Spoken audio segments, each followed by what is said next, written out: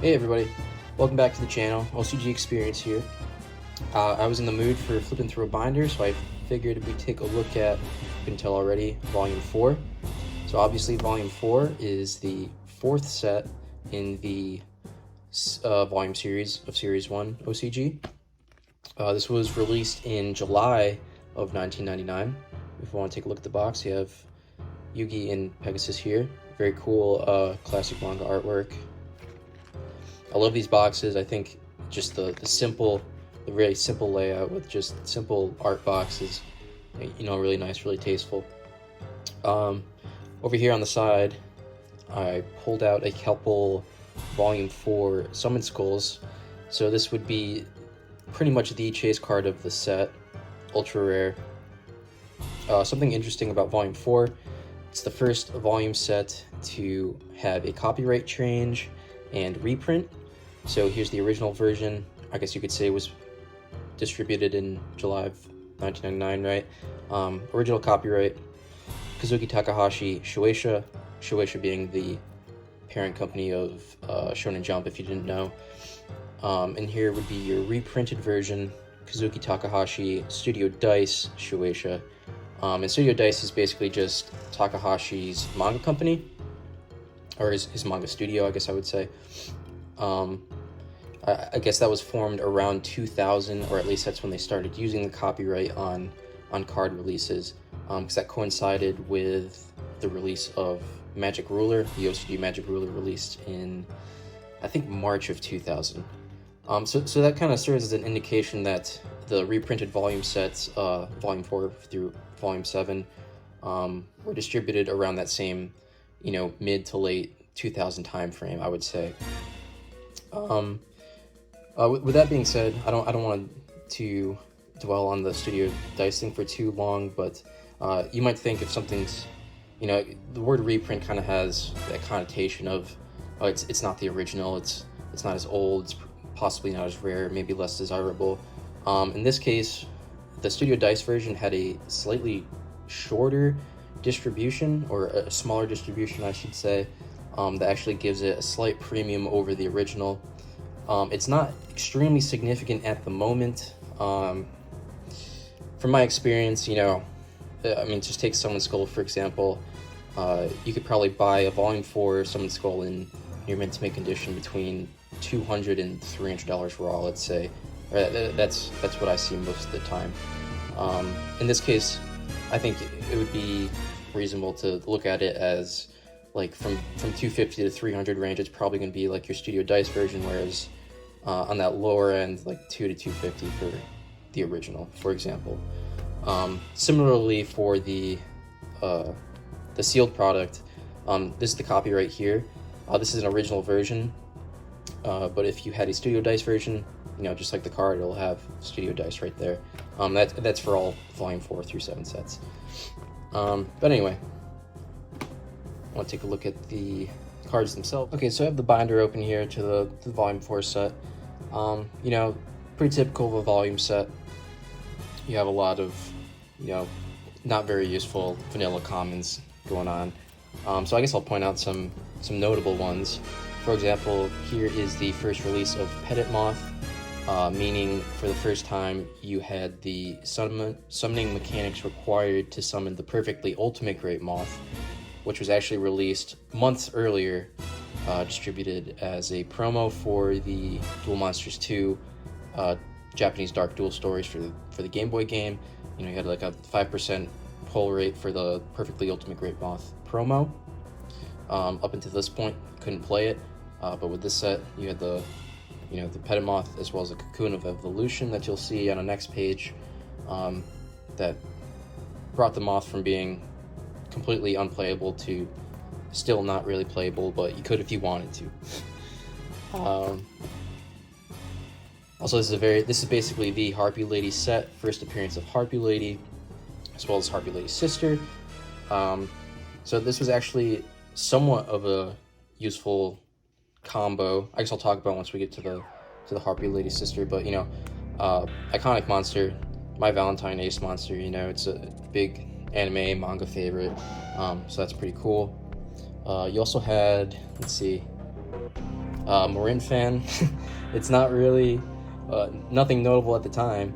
Still isn't really, but it's kind of has a funny story. It's kind of like a meme of a monster in Japan. I guess they had some kind of like Yu-Gi-Oh fan poll or like voting to see what monster players wanted to have printed on like official Yu-Gi-Oh Konami sleeves, and for some reason everyone just wrote in Marin fan, which is just some random like very bad monster. It's like a tribute summon 1500 attack, but it kind of won as a joke, and now it has some notoriety for that. But that's all I'll say on for the commons.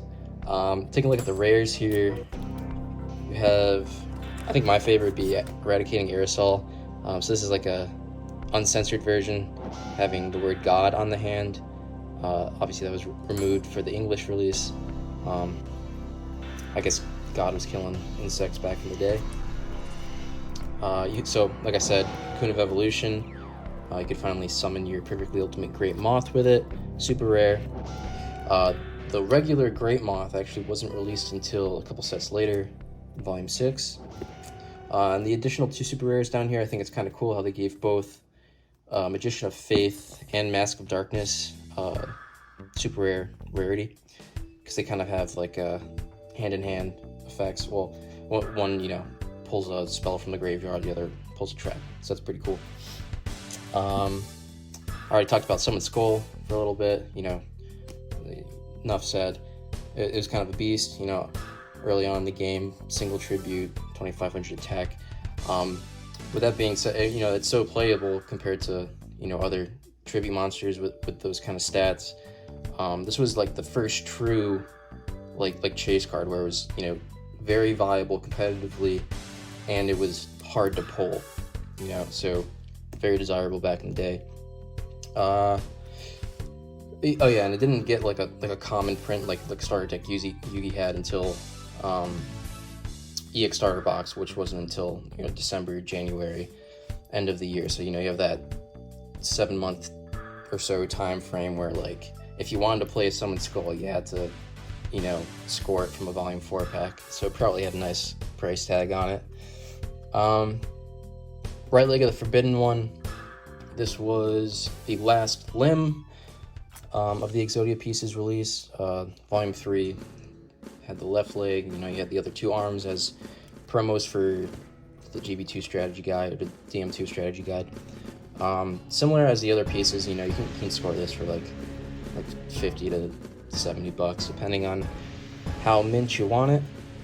Very cool. Elegant Egotist, you know, I mentioned before, this is the Harpie set, so you have your Elegant Egotist. And lastly, you have the secret rare Harpie Lady Sisters. I think this is awesome as a secret rare compared to the, you know, MRD Super. I think I mentioned like Summon Skull's like the chase card, but you know, this is very close runner up. I think it has a very similar price tag currently, you know, like $200 to $300. Yeah, definitely. I would say probably the hardest card in the set to grade, just because it's a Series 1 secret, and you know, they just deteriorate a lot faster. So you have a lot of more edge silvering and surface like ink flaking and stuff, and you might get some name damage on the back of the card. Luckily in my case it doesn't. So yeah, and like I said, like the Harpie combo was kind of was pretty playable. So this was also like one of the first chase cards in the set. This is like the first, like, I have to get that like best card in the set, and it's gonna cost money if I don't pull it from a pack kind of thing, which is kind of cool. Because, you know, like back in the day, using the Harpie Elegant Egotist, Harpie Lady Sister, this was like the first kind like 2-for-1 special summon of a monster. So you could like hit your opponent with a Dark Hole and then hit them with, you know, 2 monsters on the field at once, which was unheard of at the time. But anyway, I digress. That's pretty much the set in a nutshell. You know, it has its own quirks, its own, you know, claims to fame, I think. I don't think I mentioned the value of like the sealed product, but you know, regular original print box is probably gonna set you back like $2,000 or so. I don't know. Studio dice obviously gonna be more expensive, maybe like 2,500, $3,000 or something like that. But I think it's interesting to note like the most like valuable cards in the set, which are for volume sets extremely hard to pull. You know, you think of like an English North American old school booster box, you get like 2 ultras in a box. In this case, you're only getting 1 ultra rare or the secret. So if you're looking for one in particular, you know, you crack this like $2,000 to $3,000 box and you pull out a right leg and it's like $50 raw, or you know, even the best card you can get is only $300 raw. There's really some inefficiency there. You know, obviously if you get them graded and they graded 10, then you're probably matching the value of the box or outpricing it. But yeah, it's just something that's I don't know, food for thought, I guess, something on my mind. I mean, that can be said for all of the volume sets, really. Now I'm kind of going on a tangent, but you know, for the longest time, even like volume 1, you could, like a PSA 10 volume 1 Dark Magician, you'd sell it for like $1,000 or $2,000 or something, while the box was $3,000. Or like even now, like you can buy like a mint raw Dark Magician for $1,000 or less, and the box now is like, I don't know, $5,000 to $7,000 maybe. So like it's just a very strange gap in value, because you know, obviously like the commons, they're only going to be like $1 or if that, not even. No one wants to buy them or sell them, so you're not getting like a value for that. Even the supers, like I can probably still find a Magician of Faith for like $20 or $30, like in really nice condition. So it's just something interesting I'm thinking about. But yeah, hope you enjoyed the video. Volume 4, pretty cool. Summon Skull, can't ask for much more than that. If you have any thoughts or comments or questions, you know, leave a comment, whatever. Like it if you liked it. Talk to you again soon. Thanks, bye.